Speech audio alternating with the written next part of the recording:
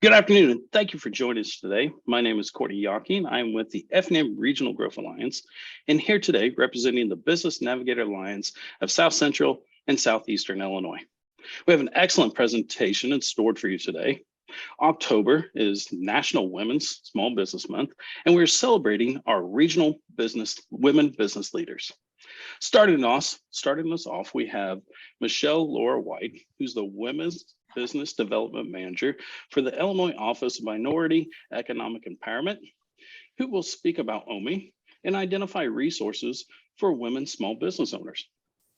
Then we will engage in a panel discussion with 4 women business leaders from across our region.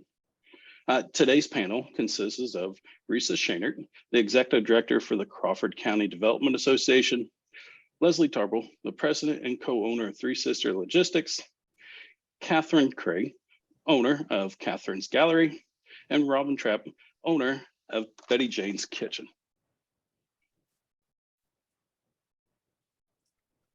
So what is the Business Navigator Alliance of South Central and Southeastern Illinois? We are a 6-county regional collaboration working through a small business community navigator grant. Those 6 counties and 6 county partnerships consist of Angela Griffin from Coals Together, Lori Miner from the Sullivan, Illinois Chamber and Economic Development, Risa Shainer from the Crawford County Development Association, Nora Swalls from the Marshall Area Chamber of Commerce, and Bob Colvin and Freddie Smitty from the Paris Economic Development Corporation, and then myself, Courtney Yockey, with the FNM Regional Growth Alliance. This group is charged with professional outreach and technical assistance for local, state, and federal programs. Our mission is to ensure that small businesses in our region are competitive and applying for necessary resources, and our goal is to position you for success by accelerating business recovery and growth. As you can see the map on the side of your screen, that's where the Business Navigator Alliance is located. Today's webinar is a part of a series of business webinars we're hosting each month. These webinars are scheduled for the last Thursday of each month, so please mark your calendars. Visit www.ilbusinessnavigators.com, that's navigators with an S, to sign up for our new newsletter and stay informed. We also host various outreach events, host office hours, and offer one-on-one technical assistance. Again, visit ilbusinessnavigators.com to learn more. We'll post a recording from today's presentation and additional supportive materials on the website as well. Starting out today's presentation is Lura White. Michelle is leading as the State of Illinois liaison to women-owned businesses as the Women's Business Development Manager through the Office of Minority Economic Empowerment, OMI, at the Illinois Department of Commerce and Economic Opportunity, DCEO. Michelle is a member of OMI's 6-person full-time team, which is committed to providing minority, women, persons with disabilities, and veteran-owned small businesses and entrepreneurs across the state with equitable access to opportunities and resources. Prior to joining OMI, Michelle worked on developing an app prototype together with a technology co-founder and was accepted into the Founder Institute, which is the world's largest pre-seed accelerator program. Michelle spent over 15 years across different sectors, industries, and roles as a career-long behind-the-scenes entrepreneur, strategist, project manager, initiator, organizer, and connector in Chicago, Milwaukee, and Springfield. She is a former Concordia University, Wisconsin's Batterman School of Business Advisory Board member, and was also involved in numerous Chicago and Milwaukee nonprofits. As a biracial Filipino-American woman, Michelle grew up in a farm village in Grand Ridge, Illinois. Michelle, are you ready for your presentation? I am, thank you. Good afternoon, happy Women's Business Month and happy Manufacturing Month.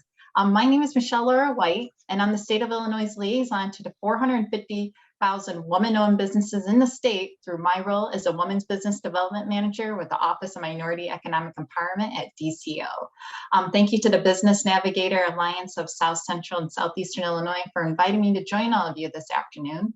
And I also want to thank all the attendees joining, whether you're a woman-owned business in the region, a future female founder, or a stakeholder who supports and advises businesses. Thank you for being here. The Office of Minority Economic Empowerment, or OME for short, is committed to providing women, minorities, persons with disabilities, and veteran-owned small businesses and entrepreneurs across the state with equitable access to opportunities and resources. Team OME, which is led by our new Deputy Director Rebecca Estrada, is a lean yet mighty team that includes Diana Alfaro, the Latinx Business Development Manager, and Matthew J. Simpson, the African American Business Development Manager. Together, Team OME, along with DCO colleagues such as Kayla Lambert from the Regional Economic Development Team, supports business owners and entrepreneurs from all backgrounds, stages, sizes, and industries. As I'm honored to be in my role, I know many of the challenges and barriers that women-owned businesses, future female founders, and potential founders face, not only through my work with women and the leaders across the small business ecosystem across the state, but also from my own experiences. Since my undergrad college days, I would have started multiple businesses, but dealt with challenges and barriers, from being told I needed to work for a company, straight out of undergrad, once I graduated, that I just had to work at a company. I couldn't start a business. No one did that at that time period. I was working jobs where I was working 60 to 70 hours per week, and I just didn't have the time, to start my business on the side. And I also didn't have mentors to advise me how I could start my business idea once I did have the time. Finally, in January 2020, I began working on the side, creating my app prototype. Although several people discouraged me because they said I didn't have a tech background and that there's no possible way that I could even dream of creating a concept. I proved them all wrong with being accepted into the Founders Institute, which is the world's largest pre-seed accelerator startup, which Courtney mentioned earlier. Then unfortunately, the COVID-19 pandemic happened, and I was dealt with the double shift of taking care of my elderly parents who are hours away. The double shift is when a caretaker, which is more often than none a woman, taking care of her children, parents, or both, which is a full-time job on its own, while working another job, the job that pays the bills. I also know that women-owned businesses and future founders throughout the state face different challenges depending on their background and geography. With that said, that's why I, along with my DCO colleagues such as Kayla, are committed to sharing resources and opportunities with women-owned businesses and supporting local economic developers and organizations, with their important work in their local communities, such as the Business Navigator Alliance of Southcentral and Southeastern Illinois. The state of Illinois is honored to celebrate Women's Business Month as women-owned businesses play a pivotal role here in Illinois. Throughout October, DCO, together with the community, has been hosting events to empower women-owned businesses and future founders like all of you. The month-long celebration also includes initiatives and resources to advance, connect, and elevate women as they start, sustain, and scale their businesses. I'll now briefly share my screen. I'm going to show you the Women's Business website landing page on DCO's website.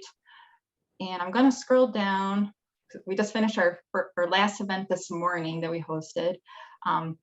I'm going to show you some resources. So right here, as we encourage all Illinoisans to support women-owned businesses, with the services that they provide, the products that they create, the restaurants that we have, and et cetera, we encourage, again, Illinoisans to support them. And here we have a few different directories, Illinois directories that feature women-owned businesses. So we encourage you to check them out. And again, this is not a full list of all the directories out here, but there's just a few of them. And they also include directories, that have women that are certified. Down here, this is where I'm gonna kind of go through more.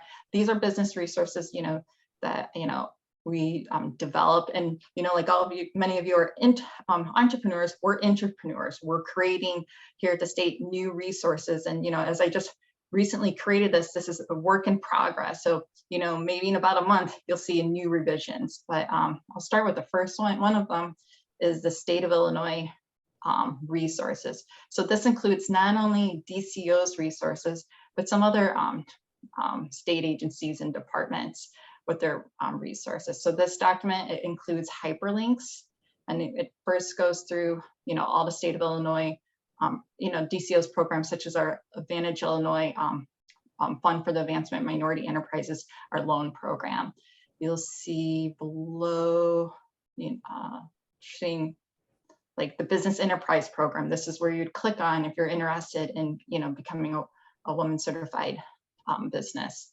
And then down here, you'll see some other, state of Illinois resources from, some of our statewide elected officials and different state agencies. Again, this is a work in progress. This is the first stage of this resource.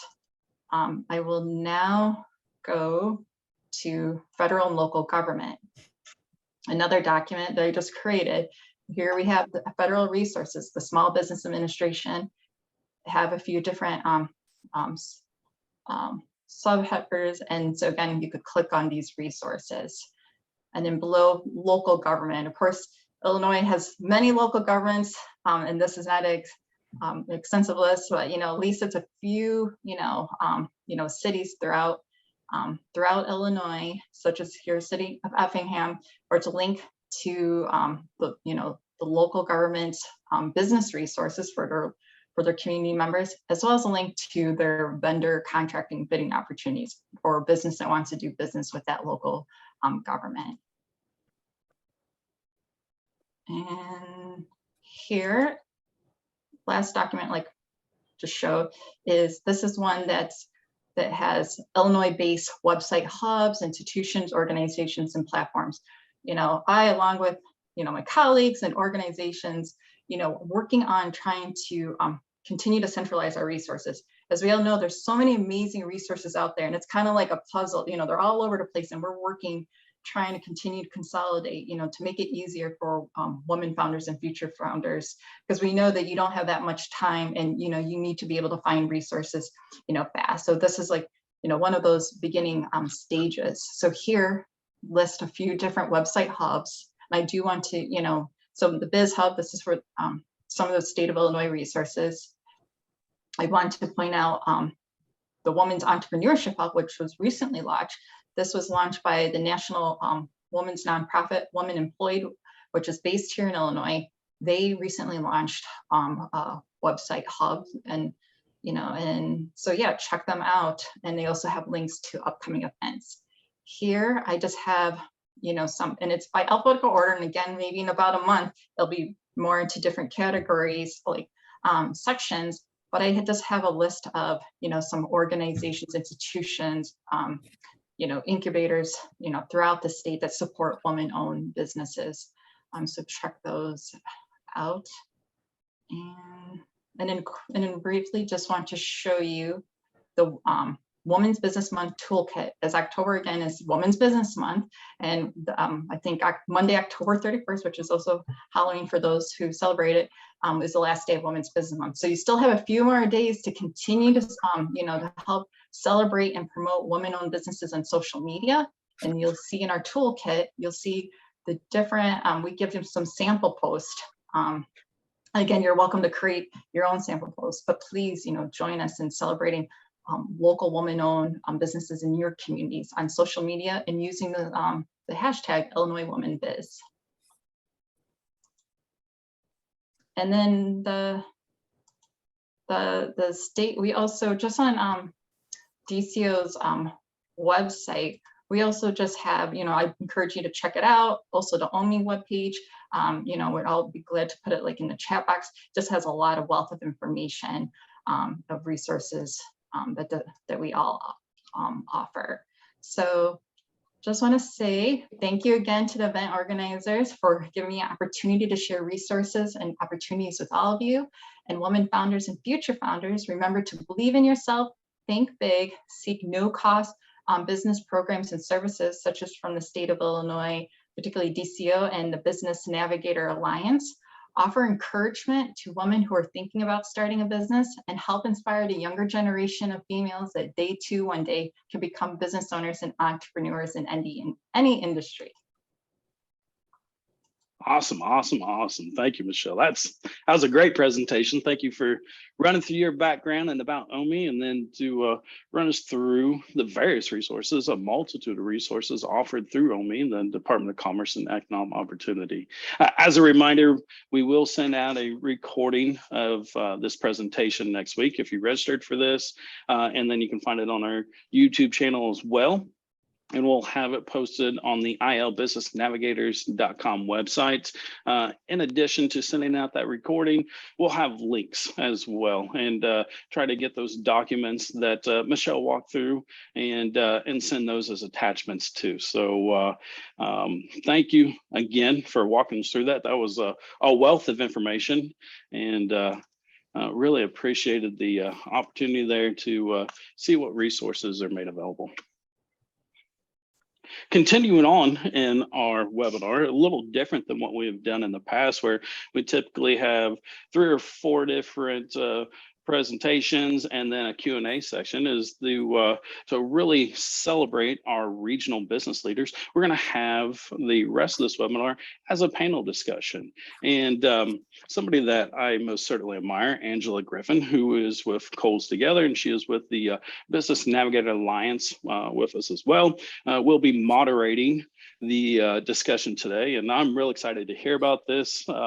We've got a lot of wonderful questions. Our panelists have a wealth of information as well. And I think you're very lucky if you're attending this today, or if you're watching this recording, to have the opportunity to learn from their experiences and to hear about some advice that they may have.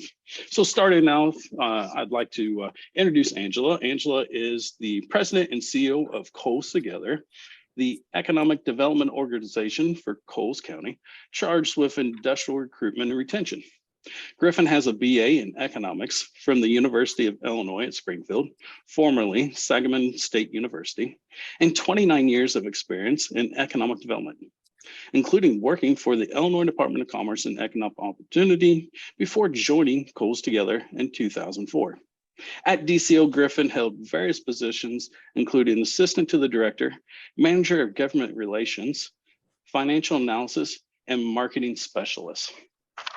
Angela, are you ready for today's panel discussion? I am, Courtney. Thank you. And thanks to everyone joining us on the webinar today. As Courtney mentioned, we want to recognize National Women's Small Business Month by highlighting the benefits women-owned businesses bring to their communities. We also want to recognize that starting, growing, and successfully operating a business is never easy. But women business owners face unique challenges. And we're going to talk with successful women business owners about how they've navigated those challenges. But before we get started, I'm going to give you a little inside baseball. Our Navigator group always has a walkthrough of our webinars the week before, just to be sure there won't be any glitches and that we're all on the same page. So last week when we had our walkthrough, I was able to listen for the first time to the compelling stories from each of our panelists about why and how they ended up running their own businesses.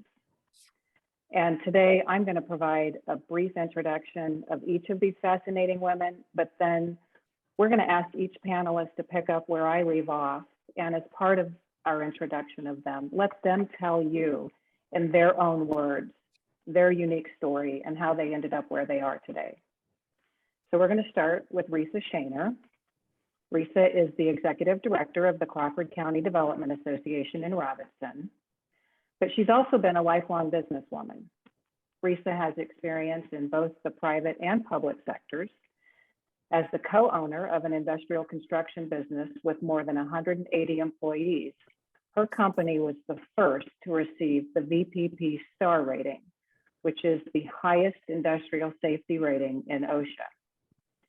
After she moved to Crawford County in 1979, Risa began engaging with business and industry with the goal of increasing the quality of life for every resident in the county. I've had the pleasure of getting to know Risa and working with her as part of this Navigator group, and I've witnessed firsthand her leadership, and her commitment to Crawford County and this entire region. So Risa, I'll let you tell us more about yourself and your background running a business, a woman-owned business.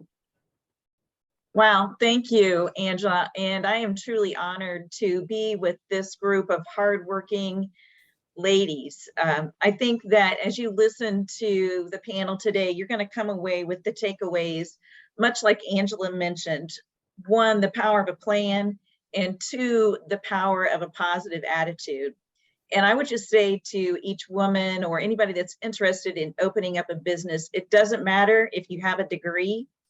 I earned the degree from the School of Hard Knocks about 30 years ago. And after 5 kids, 5 grandkids, and now 5 grand dogs, I earned my associate degree from Lincoln Trail College in May. So it can be done.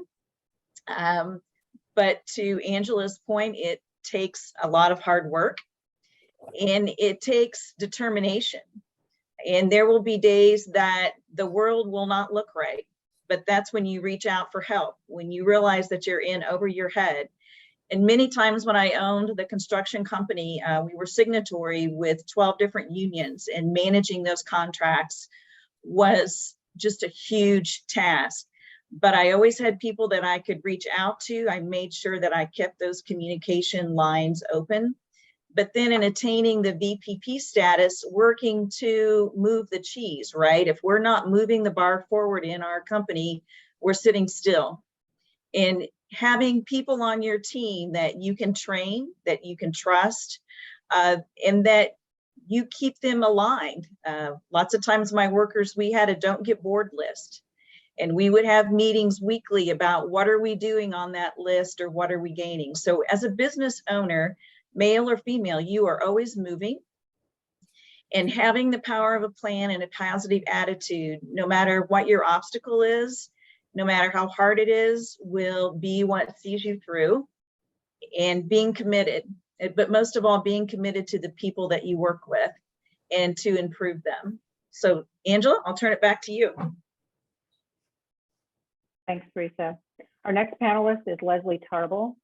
Leslie is the president and co-owner of Three Sisters Logistics, which is a crushed stone and aggregate material wholesaler and trucking company in Central Illinois. Three Sisters Logistics is proudly a woman-owned enterprise with over 30 trucks and various dump and hopper bottom trailers that services its customers. Previously, Leslie served as Chief Administrative Officer of LDI Limited, which is an Indianapolis-based family office and investment firm with over $1.5 billion in revenue. Prior to her role with LDI, she was Senior Vice President of Commercial Operations for 19th Capital, one of the largest Class A leasing portfolios with over 8,000 assets. And she held various finance and operations roles at quality companies, Celadon Trucking, and Triton Value Partners, an Atlanta-based private equity and consulting firm. Leslie, do you want to tell us about yourself and how you ended up where you are today? Awesome. Thanks, Angela. I'm just going to echo all the comments that have already been made about this panel. I'm super excited to be up here with this group. I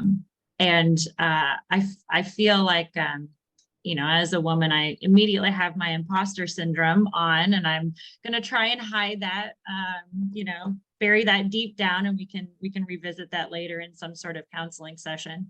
But I am, my career started in trucking, basically after graduation from Butler University, with my degree in finance. I have been in mainly male-dominated industries my entire career, and realized pretty quickly that as a woman, I stood out. So I needed to keep check in everything that I was doing, and that I could use that either to my benefit or that could be a major problem. I used that for my benefit by doing as much networking as I could, really learning the industry and embracing the trucking industry.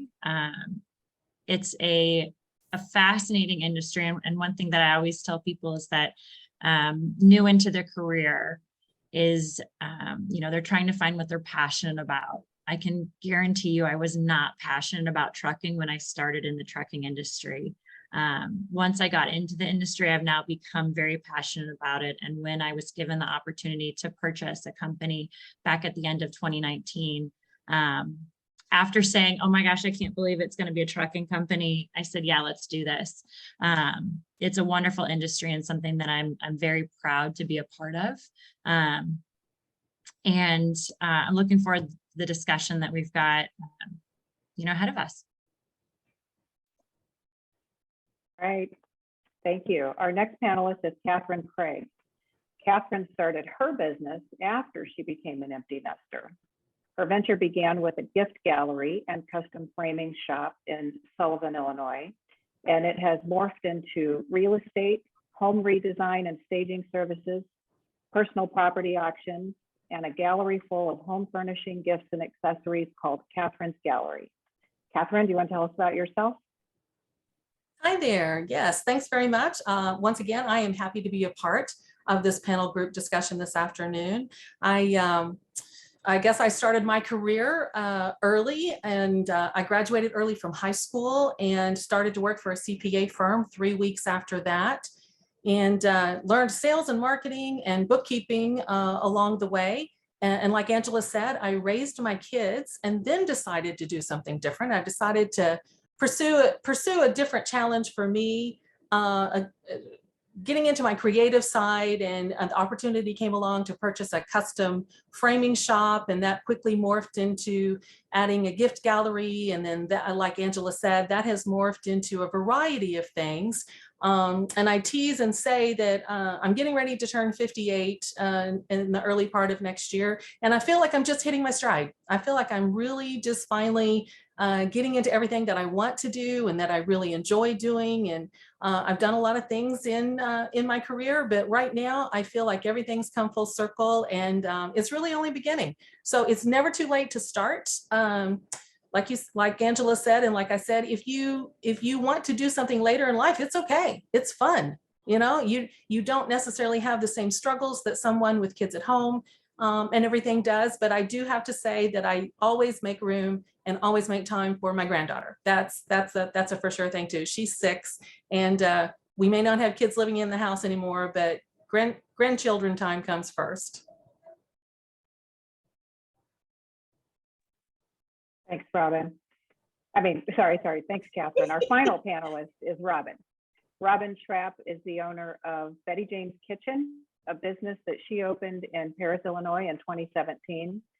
She started out in a small 900 square foot cottage, and last November she finished remodeling and moved into a 20,000 square foot former tire shop, where she operates a restaurant, reception hall, and mercantile. Robin, you want to tell us about yourself?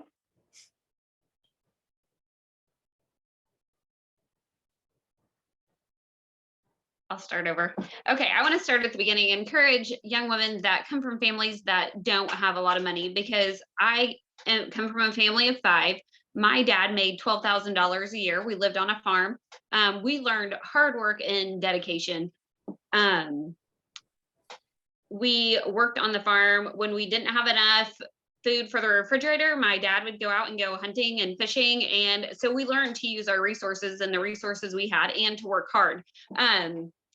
I graduated high school a little bit early, just like I think Catherine said. And 5 days after I graduated high school, I went to college. When I graduated college, I started a salon and ran a salon for 18 years. In the midst of that, I got married, have 3 children.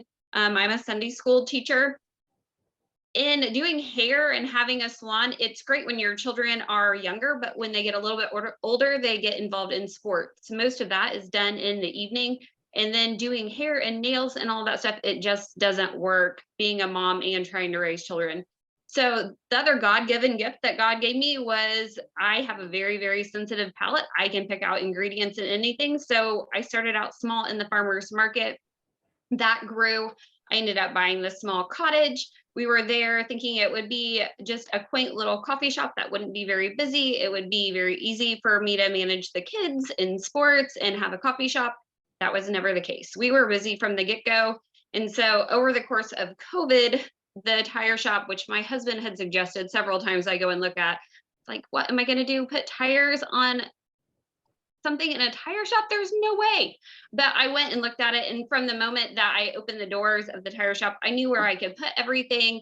It was just a gift. It truly was. We ended up buying it a week later. I had it 18 months of renovation, finally opened. I guess my advice is look to your community, look to your owners of your businesses, ask them how they did it, their resources. Rely on people in your church, your family, your friends, all the resources you have. We remodeled our 20,000 square foot building with basically a group of volunteers, and it was amazing. I wish you guys could see the pictures, but I'm truly proud of it. And any young woman that comes from a family that doesn't have much, just have courage and don't be scared of trying.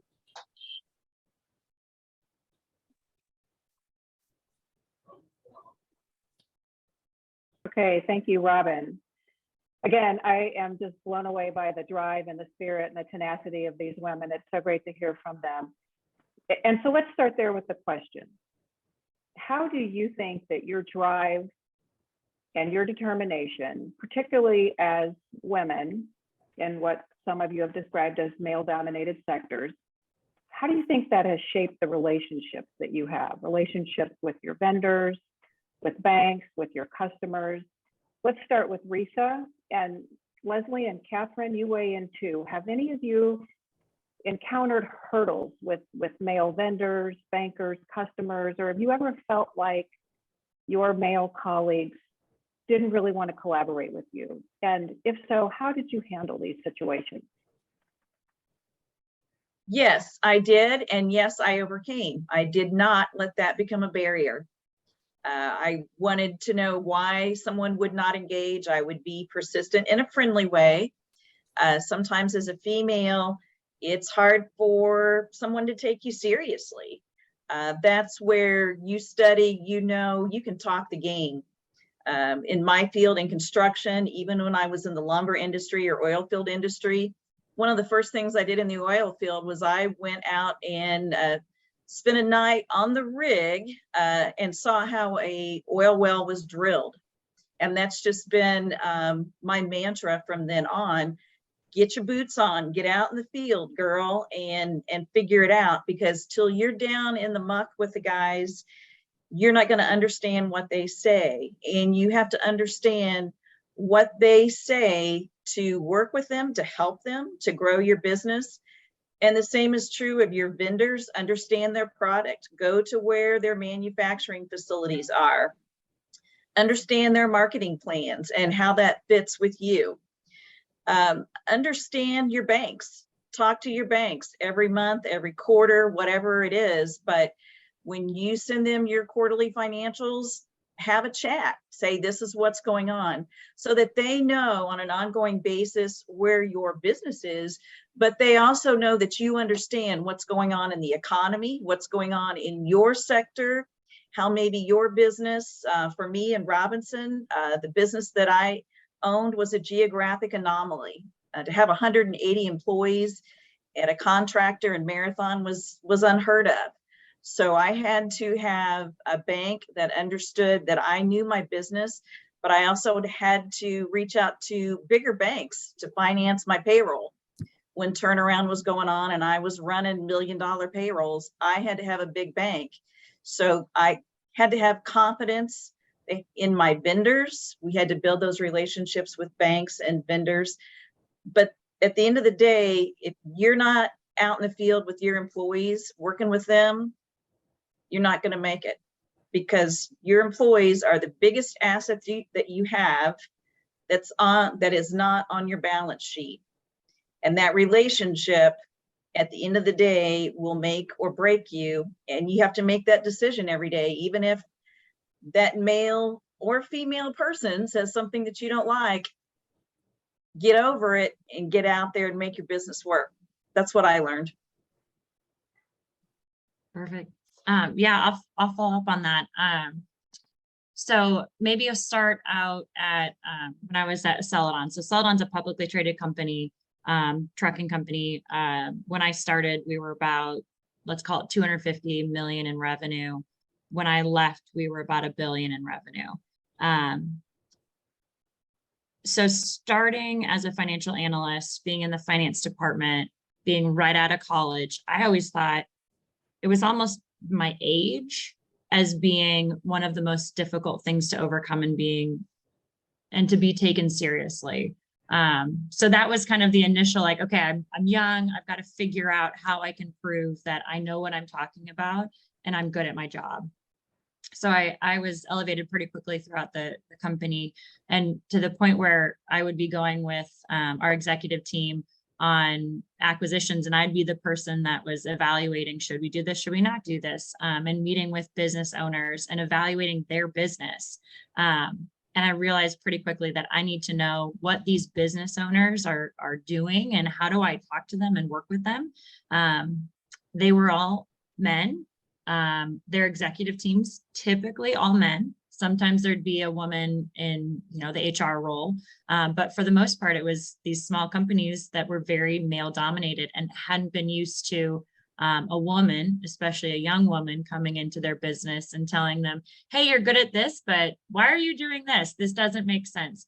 So I think it was a matter of understanding how to best communicate with grace, with respect for others, and understanding that they're probably more uncomfortable with me being there just because they're not used to it. Not that they don't respect what I'm doing, but there also might be a situation where I know more than what they do in a given area.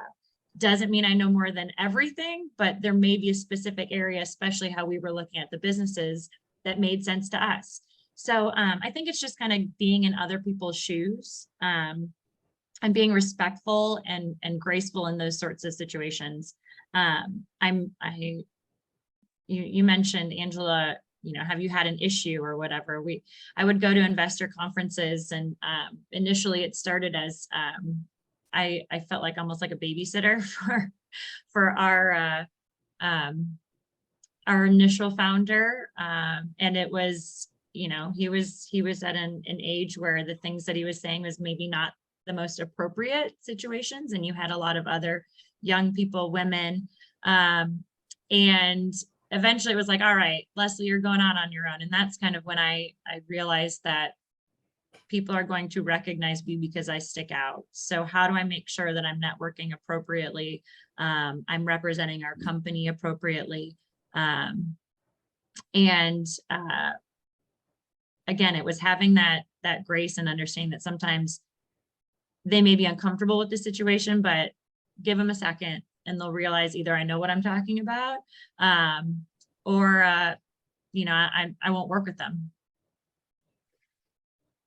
I think I can add a little bit to that as well. 30 years ago, when Risa and I kind of got involved in the business and stuff, you didn't see a lot of women in powerful positions. And if you look at what has happened in the last 30 years within industries, recognizing that women play a larger role in things, there is such a big difference today versus what there was 30 years ago. So those of you entering the business market and stuff today, be grateful that you didn't have to go through some of that, 30 years ago. I'm not going to say that anything was bad.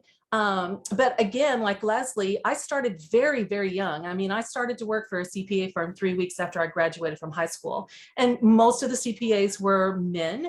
And as an 18-year-old in that environment and a female, you were definitely getting the coffee. You were definitely, answering the phones all the time and everything. But they quickly figured out that I was also young enough to embrace some of the new technology and stuff that was coming on board. So very quickly, in fact, our company, our CPA firm, was one of the first ones in Illinois to get an IBM personal computer. So if you can think back that long ago, that was a really long time ago. But we were one of the first ones in Illinois to actually have a personal computer. And I was spearheaded with the task of learning how to use that and then be able to teach some of the older people how to use that. So For those of you getting into the business and those of you trying to get started, use the skills that you do have. And yes, you need to be respectful to those around you, but it's also okay to emphasize the skills that you do have, and you will get that respect in return when they realize that you know what you're talking about.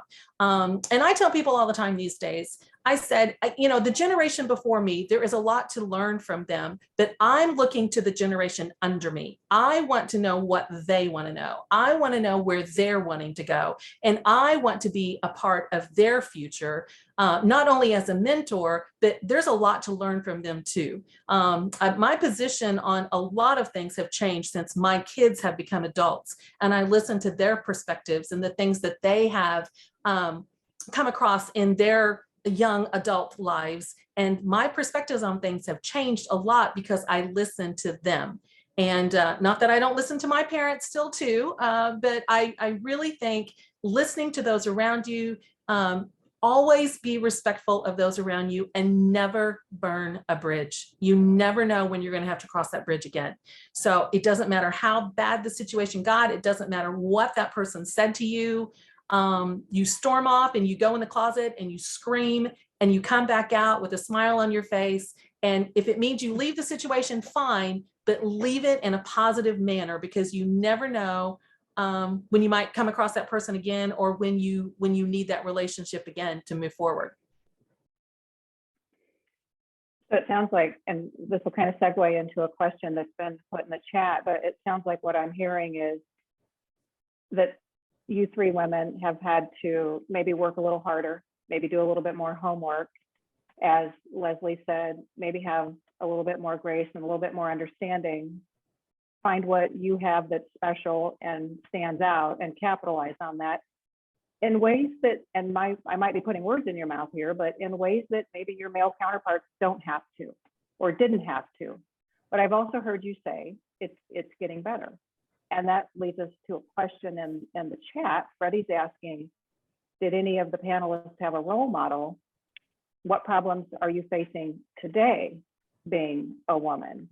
And so, Robin, do you want to answer that? Did you have a role model? Are there any problems that you face today, particularly as a young woman-owned business, that maybe are a little bit different? Possibly. I'm not in I guess a business that's run by men, and I had a salon before this, and so I've never really had to deal with that. I did grow up with my grandpa, and so he was probably my role model, taught me about hard work. He used to tell me that if a man made it, then I could absolutely fix it. So even in the industry I'm in today, when something breaks, then I have that same thought that runs through my mind. I mean, every day I'm putting fires out. I'm a plumber, I'm an electrician, I decorate the cakes, I'm a therapist. I think you just have to, like some of the other girls said, work with your employees, work with everyone. Try to keep a positive attitude and speak joy into every situation. Just like Catherine said, don't burn bridges by getting upset and letting anger take control of you. Those are, I think, some of the things that I face running a restaurant, is sometimes dealing with the public all the time. They're not always, they don't always have the kindest words. And so, you know, when my waitresses come back and they're upset, you know, you have to have encouraging words, and you have to be able to speak joy to them, because 9 times out of 10, it's not something they did. It's something that our guests are experiencing in their own life. But you have to be able to lift your employees up and encourage one another, and just to move forward and know that at the end of the day, you did the best you could. Anyone else, a role model or a mentor that helped you? There have been a bunch along the way of kind of those pie in the sky. Angela Rentz, CEO of Burberry, where she was from Ball State, where you're looking at her like, oh my gosh, this is amazing. How did you know, what was this path to get to be CEO of this type of company and then get pulled over to Apple? Like, just some great stories like that. I feel like there are a lot of those that they give me the I would say the drive, and help me with that time where, you know, you feel like you've been spending so much extra effort. I read a quote recently it was talking about how being a woman in business and in life in general is kind of like a bicyclist on a road. The road was made for cars. It was built for cars. Everything is for the cars. Yes, cars are supposed to yield to the cyclists, but there's an extra effort as you're trying to ride your bike down the road of making sure that you're riding your bike in the right spot. You're keeping an eye out for the cars that are trying to hit you. Some of the cars are going to give you more space, some of them aren't. And I thought that was just such a great analogy of being a woman in business, because we can do it, right? We can do it, but sometimes it's going to take that extra effort, and having those role models that are those pie in the sky people that have, and women that have done so well in their careers, knowing that they have been able to do that and they've been able to navigate as a bicyclist on that road, and they've done a great job. Just kind of gives me that like encouragement that like, keep going when things are getting too hard and too rough, and it's you know, taking up so much of your energy to do work stuff, and then also come home and, you know, have your second job, right? Be okay with sharing those responsibilities with your husband and or your partner, and making sure that, okay, if they don't do it the way you would want it done, that's okay, because you don't have to do it. So I don't know, I feel like there's so many role models and small ones where, you know, you just look at friends that have figured that dynamic out too, where I look for those little areas and those people and things that they're doing kind of all over the place, and try and bring that into my life and bring that good energy into my life. Okay. Robin, I'm going to direct the next question to you. Talk about the importance of a business plan, growth strategies, a value proposition. I mean, it sounds like you didn't really have a business plan that you were going to expand from your 900 square feet to 20,000 square feet, but you did. And so, you know, what are some of the best practices you've used in planning your business and taking it to the next level? Okay, so when we decided to expand was about the time that Illinois had decided to eventually raise the minimum wage to $15 an hour. In 900 square feet, we only had room for 1 oven and 2 roasting ovens. So it was definitely not enough at minimum wage at $15 an hour, that it was either we stayed there and we were happy for 3 more years and then we close the business, or we start looking at somewhere else that we could expand. In Paris, there's not a lot of, I guess, opportune areas to buy a business. So, and I love history. And so I wanted to buy an older building that was maybe falling down in our community. I searched our downtown area. There was a place that was huge. It was called the Horace Link Building. Beautiful, beautiful architecture. That ended up not working out and it fell through. And then, like I said, we found the old tire shop that's north of Paris. I looked and looked probably for 6 months, and then finally decided to call the realtor and decide to go in and, I guess, make a game plan. Like I said, when I walked in the doors, I knew that that was a place for me. So it was then breaking down the different areas, like what do we have in our small bakery, as far as we have a drive-through, we have a dining area, we have a coffee shop. How do we expand on that? And so as I walked through the 20,000 square foot building, I had to come up with some type of plan. What does it need? Does it need electrical? Does it need plumbing? Does it need construction? Break down all those individual areas. And where do I have those resources within the community that I can pull from, that I can learn from, different banks that I can talk to. Luckily, we live in a small town, so those resources weren't really hard to find. It was just being flexible with my schedule and how things were going to be done. That was probably the hardest part. During COVID, you didn't have a lot of lumber, for instance. So we ended up tearing down 300-year-old barns off of our property and then soaking the wood and ripping it and cutting it and putting it on the walls and shiplapping. My grandpa was a carpenter, and like I said, I spent summers with him. So I did all the woodwork myself. And so I was the construction worker. And then Galen Satterfield from our church, he did electricity. And so he had just retired from Interstar.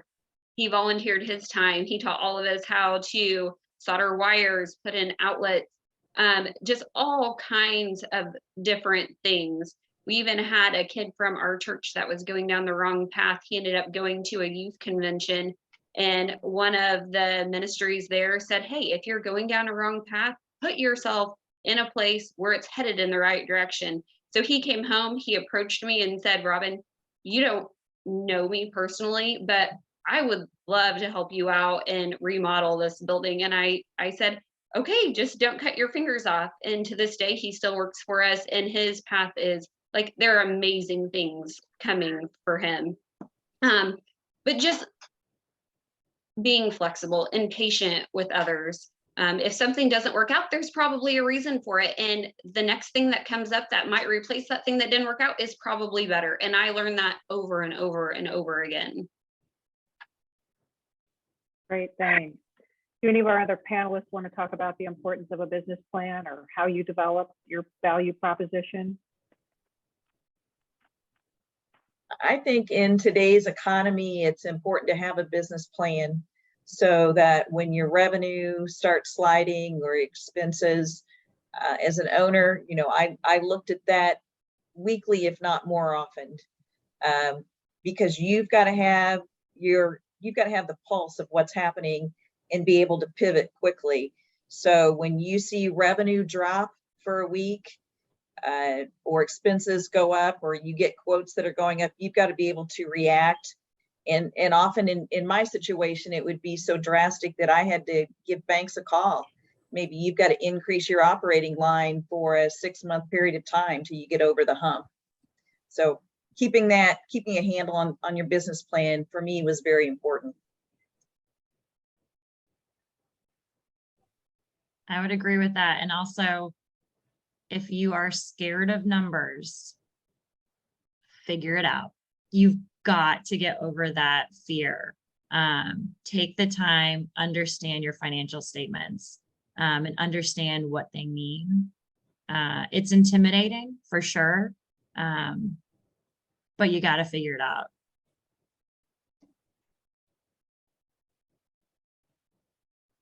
We have 2 new questions in chat. The first one has to do with employees. And Risa, I just thought it was a brilliant observation what you said, that your employees are one of your most important assets, but you don't carry them on your balance sheet.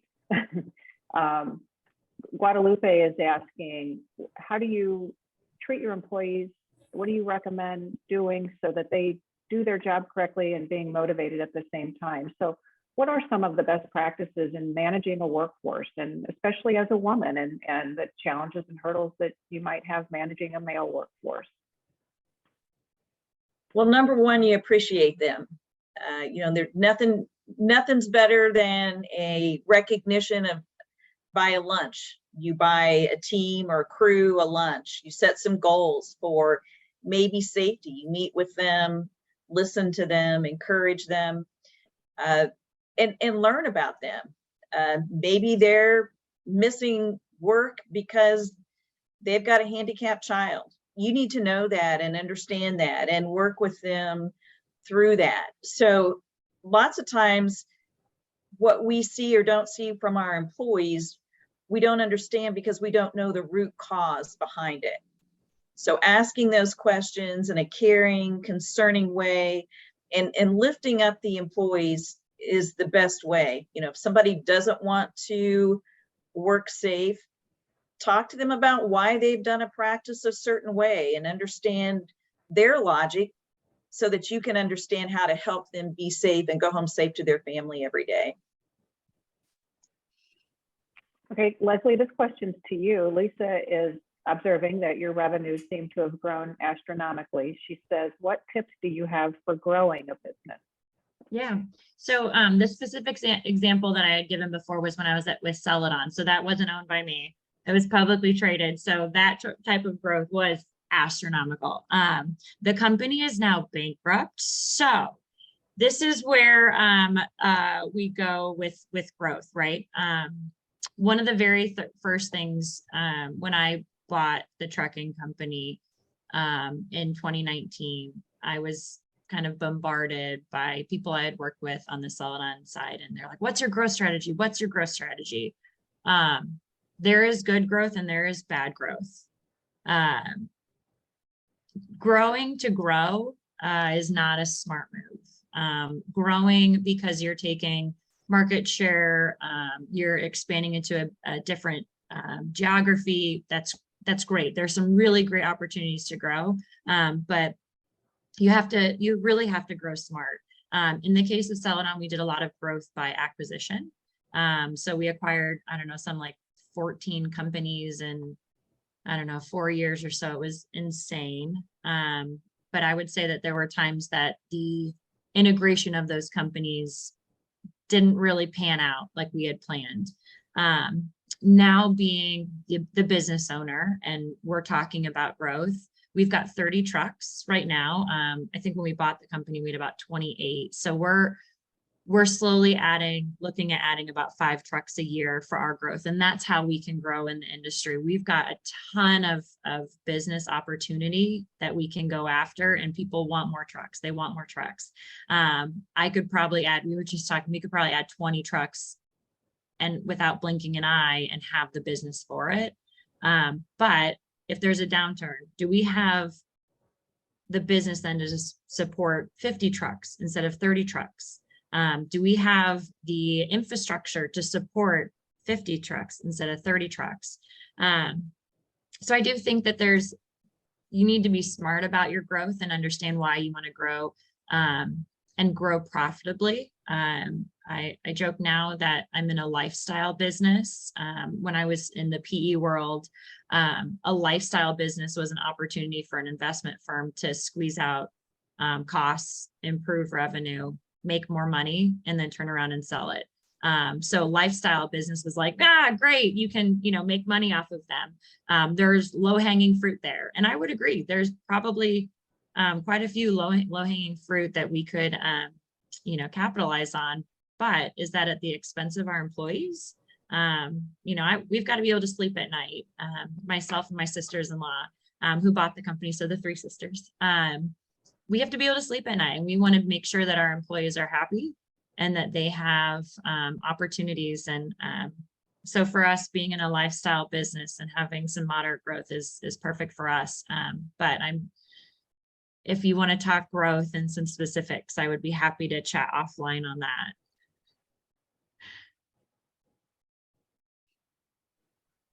Great answer.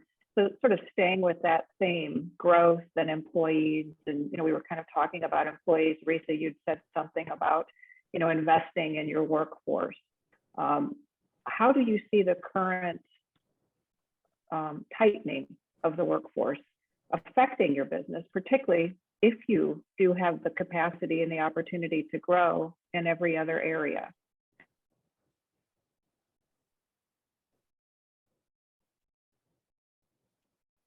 Someone else want to take that one? I know one time, I think Catherine, maybe it was you that mentioned in our practice session that, you had experience as a young worker that you used to help drive and guide you, and you're dealing with employees. Is that you that mentioned that? Maybe that's something you could talk about, how some of your former experiences and some of your other positions before you started your own business as an employee have provided guidance to you as someone who leads employees. Well, I think early in my career, again, several years ago, the workforce and the attitude towards employees was a little bit different than it is now.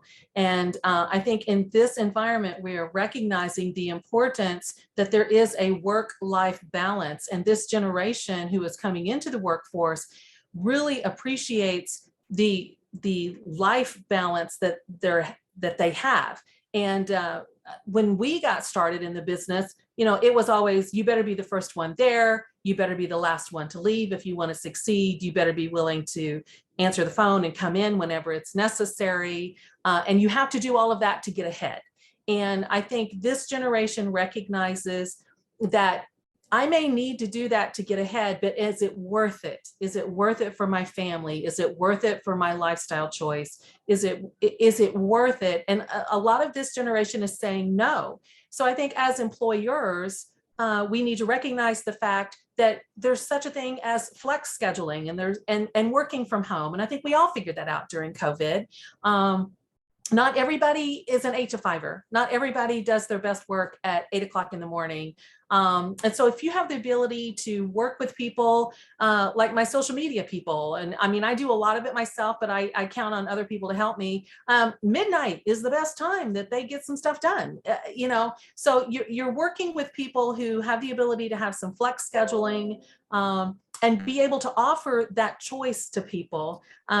We elected during COVID, and I say this all the time, we were working 70 hours a week, and we had been doing that for almost 6 years.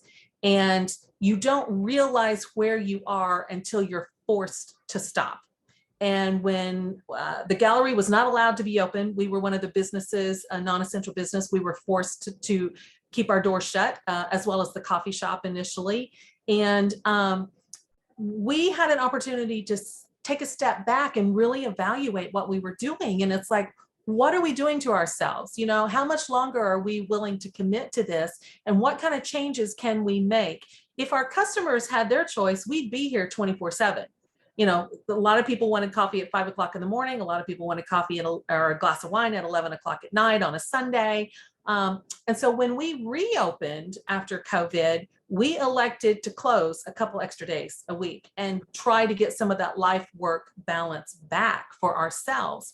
And I think, again, listening to our children and listening to the kids below us really helps understand what kind of lifestyle do you want moving forward. So I think as an employer, it's really important to listen to your employees and to provide the best balance possible for people. I think that's going to be the way moving forward. Angela, one thing that I would add is I think it's important for employers now to realize mental health is important. And to Catherine's point, that life-work balance. When I owned the company, we would have a stretching session. It was like 8 minutes was what it was. We timed it. It was 8 minutes. But it was kind of like the mental health piece that kicked off the day, whether you were in the office or in the field. Everybody did the warm-up stretch and chatted a little bit. So I think mental health, we have to acknowledge that as a need within our workforce and provide resources for our employees and their families when they need it. We've ignored that too long. And I've seen that in my 40 years in business. And I think I'm the senior one here. I'm almost 61. So I know it's important, but I think it's been long ignored by employers as a vital piece of what makes things work. Guys, this conversation is so great, and the chat box is still filling up with questions. We have crossed that 1 hour mark, but I think that we're, you know, happy to keep going and keep the discussion live if everyone wants to stay on. I don't want to drive the discussion away from where it's naturally going. We do have a segment where we want to talk about work-life balance and, you know, talk about how you had to be flexible during COVID and you have to be flexible for other reasons as well. I'm going to go ahead and hit the questions in chat first. This says, Leslie, I own a trucking company and we have the work and the potential to expand, but our issue is acquiring drivers with the driver shortage in the industry. Due to this issue, we're not able to expand and actually turn down work. Oh, I see you've already replied. Does anybody have any ideas or creative ways to, I know everybody's doing things, you know, signing bonuses for new employees, signing bonuses for an existing employee that brings you a new employee. Are there any other ways that you're recruiting that are innovative and different that you've had success with?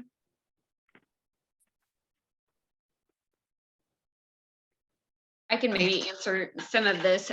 Within Paris, we have a organization called Hopes and Dreams, or Restored Hope, and it's the young adults in our community that are struggling or just looking for a skill, a trade, but they just need someone to teach them. So I'm not in the trucking industry, but if you have someone that's there that's willing to train or teach, and you have a type of organization within your community, I would reach out to maybe something like our hopes and dreams, there's always kids out there that are wanting to learn a trade and be taught. And they could be a viable asset to your business, just like Ben is with mine. Robin, along those lines, and something that we've worked specifically because of the trucking industry and the requirement for a CDL, in general, there's just a shortage of drivers.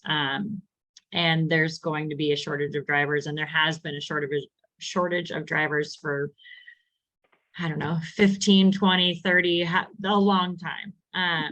We are partnering up with Lakeland College on doing an apprenticeship program. So we just got an apprenticeship program registered and approved by the Department of Labor. So that's another way that, and our trucking in particular, for the most part, we're local, so we can actually hire on and employ 18-year-olds. So in order to cross borders, you have to be 21. So we feel like there's a benefit there that we can actually recruit at the high school level and see if individuals are interested in the apprenticeship program, where then we would pay for them to go to Lakeland, they'd get their CDL, and then they hopefully will be with us for the entirety of their apprenticeship, which should take about 9 months or so, maybe a year. So that's one. And honestly, Facebook has been incredible for us on getting individuals. You know, you kind of have to, I feel like I'm always recruiting 24/7. So I'm messaging back on Facebook and you know, continuing to follow up and reach out and, you know, hey, you haven't stopped in yet. Are you coming today, or are you going to be here tomorrow? Let's set up a time. So making it a specific action that, you know, when I hear, oh, I'll stop by, what time? When will you be here? So it's almost kind of forcing them to show up and actually fill out the application. So that's one thing that we found that works. And we did Indeed is a helpful one as well. We tried some of the other recruiting places, but I found them to be very expensive and we didn't get any local drivers for us. And really we're outside of the Teutopolis area, we could maybe go, I don't know, 30, 45 miles, but much over that, people aren't going to stay very long. They don't want that commute. So for us, that's what would seem to work. I see Robert agrees in the chat. Robert has said apprenticeships work, exclamation point. So Catherine, I'm going to direct the next question to you, because I know that you said you had to be flexible and pivot. You came out of COVID with maybe a little bit different idea about the work-life balance, but you'd also mentioned running a retail and service business in a small town requires you to constantly be thinking about your value proposition and pivoting. Do you want to talk about that? Well, then also, Robin, if you want to jump in too when Catherine's done, because you know you had to expand and build out during COVID, and you were pivoting and changing. So maybe both of you can address that. Running a retail business in a small town is especially challenging. I mean, Sullivan has a community of 4,400 people. And as a gift gallery, especially, the town of Sullivan alone is not going to help you meet your overhead and make you a profitable business. So you do have to reach beyond the Sullivan borders, and working locally with the chamber and economic development and the county, trying to attract tourism and always working with that bigger picture and trying to get people to come to town. When I first opened in 2013, there were a lot of empty storefronts uptown. You know, as a small town, we were still recovering from the recession of 2007 and 2008. And there was kind of a resurgence to try to get some businesses going again. And we don't have any storefronts available right now, which is an awesome problem. I mean, we have people wanting to be downtown and there aren't storefronts available for them.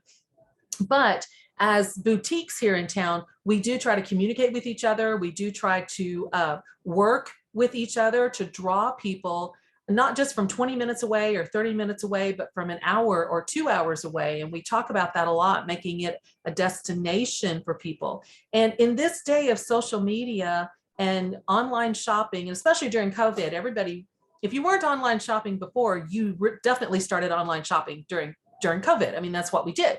And so how do you get those people to come into your store? And social media is the key. I mean, I probably spend 20 to 30 hours a week on social media. not only post for myself, but just trying to reach out there and see what's going on and trying to provide content that's valuable so that people look to you as a resource or look to you as an experience. And if you can create an experience for people to come, whether they grab 2 or 3 girlfriends and come for the day and spend the day in Sullivan, it's just really vital that you try to provide that customer service and you try to provide that experience to make it unique so that you do stand out from the crowd and there's a reason that they want to come in the door. I say since 2013, I have probably pivoted every 18 to 24 months. There's things that we started off with that we no longer do. We were very diversified, knowing that in a small town, not everybody's going to need a gift every day. There's lots of different things that we did. We were a UPS drop-off center for the first several years. And that got people in the door just to drop off their package. But then they'd say, oh, I'll really come back and visit you sometime when I have more time. It's really hard to quantify whether they did that or didn't do that. But after several years of doing that, we realized that we were spending a lot of hours basically becoming Amazon customer support for people trying to return their packages. And it was consuming our day, and we were getting 75 cents a package. So you quickly start doing the math on that and think, 4 hours of your day to make $12 on packages just isn't the way to go. So again, looking at your plan and seeing what's working and what's not working, you really have to just constantly be evaluating that.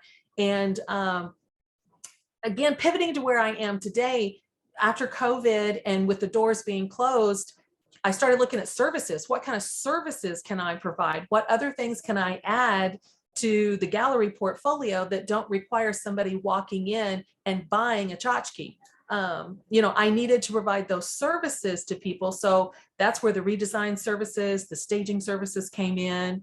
And then of course, adding the real estate and stuff to that too. Now we do personal property auctions. That is a byproduct of the real estate as well. We're dealing with families who have inherited homes. And in order to be able to sell that home, they're struggling with what to do with the stuff in the home. Well, here's a solution. We can do an online property auction for you and take care of all of that property that you have inside that house. We can help you get rid of that basically, and maybe make you a little bit of money in the process. And then that turns around and makes the house empty so that we have the opportunity to go ahead and sell the property as well. So I think you're always looking for opportunities, certainly things that can enhance or add to the services or the products that you offer. And you've always got to have your eyes open for the next opportunity. Thank you. That's great. Robin, what about you? What's next? What do you see in this 20,000 square feet or after the 20,000 square feet? Well, I would say within the business, we probably pivot seasonally just because our menu changes seasonally. And so we're always looking to that. We do have a mercantile. And so I have 8 different vendors that are in the mercantile.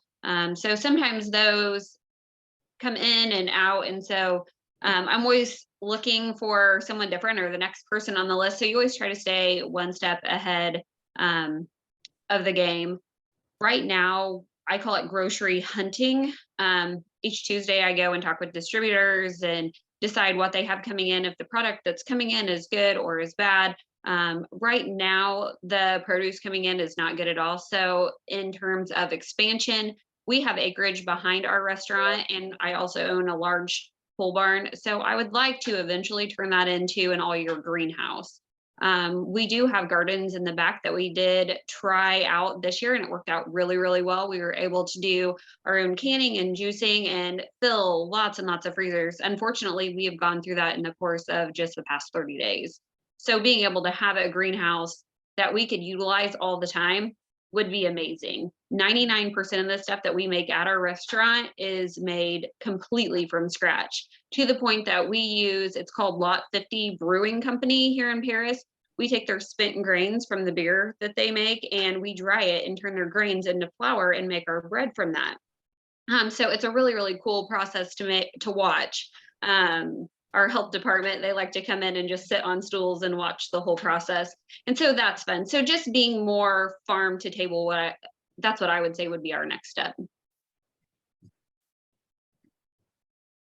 think I saw something in the chat about your peanut butter pie or something. Oh my doing the gosh. best around. Yes, we do I have wanna- good peanut butter pie. it looks like it's a fan favorite. I want to back up and just ask a question that I didn't get a chance to ask earlier before we go to work-life balance. So how many of you are members of trade groups or industry groups in your sector? And do you feel like that's been beneficial in building relationships, helping to build business? And what's the importance of networking for you? And I'll let whoever wants to answer first jump in.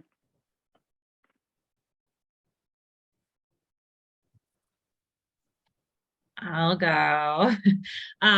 Networking is amazing. So trade groups, it just depends. I was more involved in trade groups when I was with a larger company. Now it seems to be more involved with local government, and also owning this business now, being involved with, so we have our WBE through WBENC, and I just finished a We Thrive program that WBENC offers, which if anyone is interested in having getting their MBA in a shortened amount of time, it was a great program. I think it was 8 weeks. It does not give you your MBA, but having had my MBA, the concepts are so similar, and it was a really great program that they put on. And then awesome networking too. So that was through WBENC. We also have our BEP, which that helps more on the bidding side, but I would say on the networking, on just the struggles of being a women-owned business and running your own business, WBENC has been awesome.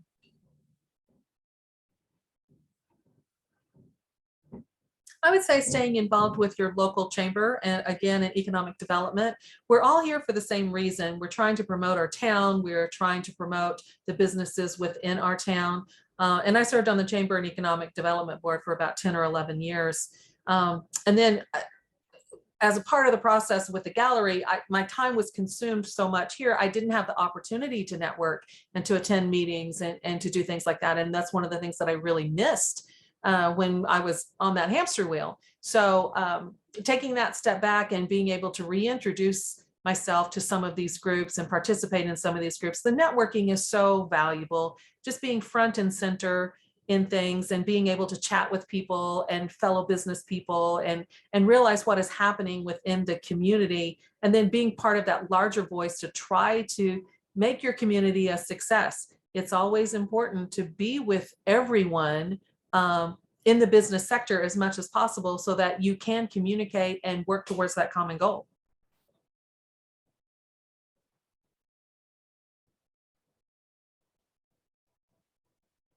We're getting close to 3:30 where our webinar will probably end. Why don't we go ahead and start talking about work-life balance? I know that's something that's been important to all of our panelists. It sounds like that's evolved throughout your lifetimes and careers, and you can address maybe how you got to the point where you are today, where you hopefully have found a pleasant work-life balance. Let's start with Risa. So I'll take that one. I'm the person that for a long time didn't have good balance. And I have learned that I need to have that. You know, one of my tools is if I need to think or be innovative, I can do two things. I can go for a run or I can go for a long bike ride. And that gets me outside and away from, as Catherine has said, the hamster wheel, right? So I learned that part of being an effective owner, leader, was I had to have a niche of time to do that every day. So my minimum exercise time is right at 45 minutes, and I do that in the morning. And then I also have a 45-minute quiet time, reading, devotional time.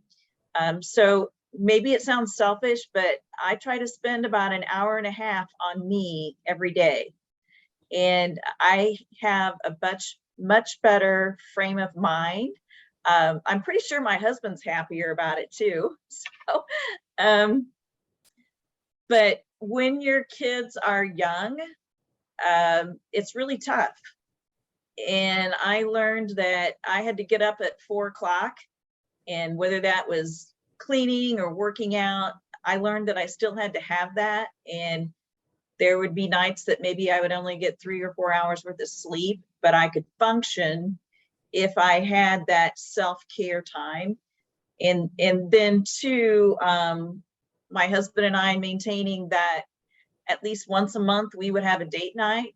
And then we would also have scheduled activities with our kids. We aligned our calendars with each other to make sure that our work life was balanced, and that we weren't one of us going down a path that wasn't healthy for our kids or our marriage or our finances, right? I mean, there's always things that come up, but realizing, hey, I had to work 70 hours 2 weeks in a row. Okay, I need to back off and do 50 because that's healthy for me, my family, and my relationships, and benchmarking those things. So tracking your time, tracking your life work balance will keep it in check. It's easy to say you're going to do it, but for me, I have to have a plan or it just doesn't happen.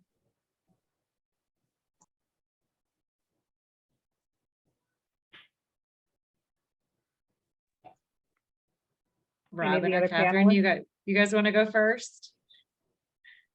I'll go. I honestly would say I'm still working on this. We just moved to the 20,000 square foot building a year ago. So I probably do work 70 hours a week plus. My husband, we actually just talked about it this weekend that I work 12-hour days and I come home and I work 4 more hours. So I truly need to work on the balancing, but it's really hard when you're in your first year and you've gone from 5 employees to 25 employees and from a small restaurant to now we have a mercantile with 8 vendors and a reception hall that's booked every weekend and, 104 chairs in our dining room. And so I am definitely working on that. I think what saves me is I love my bathtub. In the evening will go in and take a bath and nobody bothers me. And so I get 15 minutes of my time. And so that's the time that I love. I also teach a junior high Sunday school class, and junior high students are not students that I work with anytime during the week. And so they are truly a breath of fresh air to me. They see things like nobody else does. And so I can go in and give my lesson, and just how they comment to the lesson and just the things that go on in their life gives me a break from mine, and anything else that might have gone on that week. Their attitudes are great and they always see a silver lining.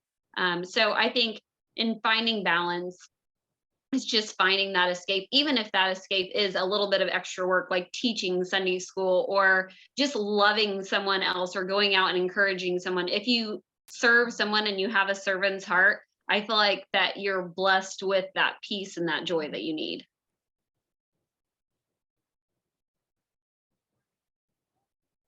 I have to say that getting where I am now on the, I don't want to say on the backside of where I'm headed, because like I say, I feel like I'm just now hitting my stride. But I do think in the course of the 9 years that I've had the gallery, I have slowly come to the realization that you do need that time for yourself. Risa, I am certainly not an exercise person. Walking across the room is all the exercise I need. There's no bicycles involved. There's no running. There's no anything else like that. But coffee is my go-to, when I get up in the morning, having that quiet time with the first cup of coffee, and finding that some of those things, when you like going through my social media and doing a little bit of my book work and everything like that, somehow it's just easier when you're sitting on the couch in your jammies with a cup of coffee doing that versus sitting down at a desk once you're in the facility, once you're in the business and things like that. So finding those moments where you can still get something accomplished, but maybe in a more relaxed atmosphere, certainly I think helps me. I also find that now I am so in love with what I'm doing now that it doesn't feel like work. And I have put in 70 hours already this week because next weekend is our Christmas open house. And so getting prepared for that, and merchandise is still rolling in. And I just finished right before the webinar started. I just finished putting lights on another 7-foot tree. We put up 15 trees in the gallery for the Christmas open house. So all weekend long, I've been working on florals, and I've been putting lights on Christmas trees and doing all that kind of stuff. But between now and the end of the year, that is 50% of our gallery sales, 50% in that 8 weeks. So it's such a crucial time for us, but I absolutely love it. And so when you love something like that, sometimes you do have to remind yourself, you do have to go home and sleep, and you do have to go home and get some rest. And I have a very forgiving husband and a very understanding husband that recognizes what this time of year is like, but then also recognizing on the backside of that, this year, we closed last year for the entire month of January to do renovations after we closed the coffee shop. And having that entire month off, we did a lot of reno on this side and getting the coffee shop closed and everything. But it was a really nice respite to have that. And I've already made the decision that I'm going to do that again this year. So January is a slow time after the holidays and everything. So taking some extra time off during that slow period to kind of rejuvenate and make the changes and make a fresh perspective on the gallery again is something that I need to do.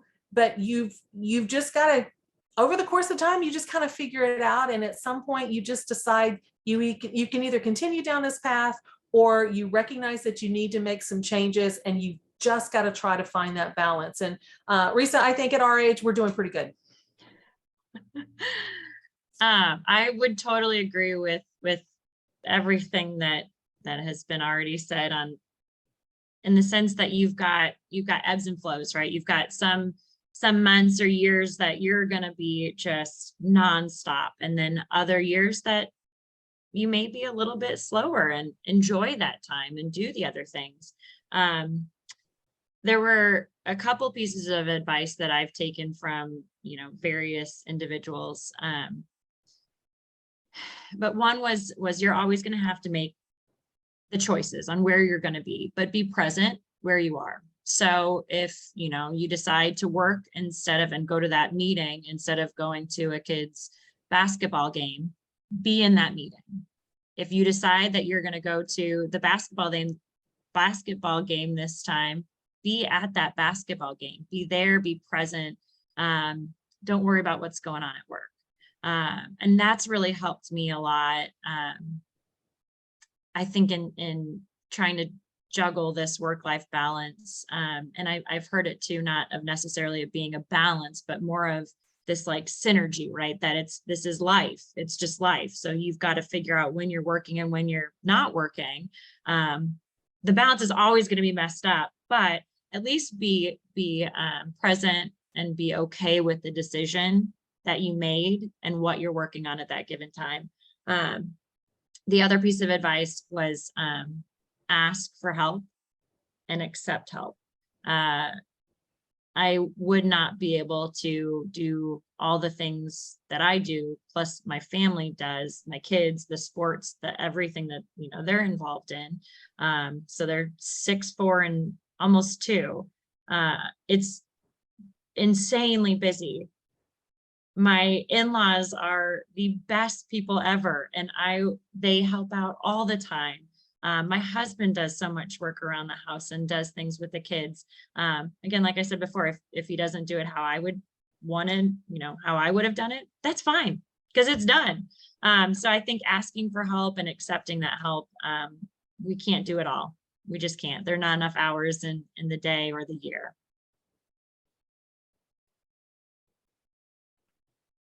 Wow, this is really fantastic. Well, we are right at a hard stop of 3:30. Let's see what's in the chat real quick, if there are any questions. Very impressed, love hearing these amazing panelists. Yeah, lots of kudos and grateful attendees today. And I'd like to thank everyone for joining us, but especially our panelists. I mean, what amazing women, and what terrific advice and information you all have shared with us and our panelists. There is so much that I could recap, but we are out of time. And so I think the most important takeaway that I'm hearing is there's a network of women out there, women who have been through what you're going through or are going through it right alongside of you, and reach out to them and ask for help from them and from other people around you.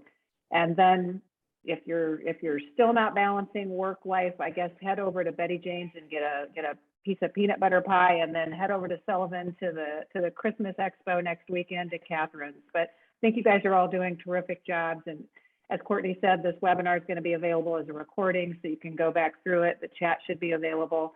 And then also stay tuned to the Illinois Business Navigators network that we have. Stay tuned to our website so that you can see the future webinars. We will be having one in December. As Risa mentioned, mental health is so important. And our December webinar is going to be on mental health in the workplace. So we hope you can join us for future webinars, and thanks for joining us today.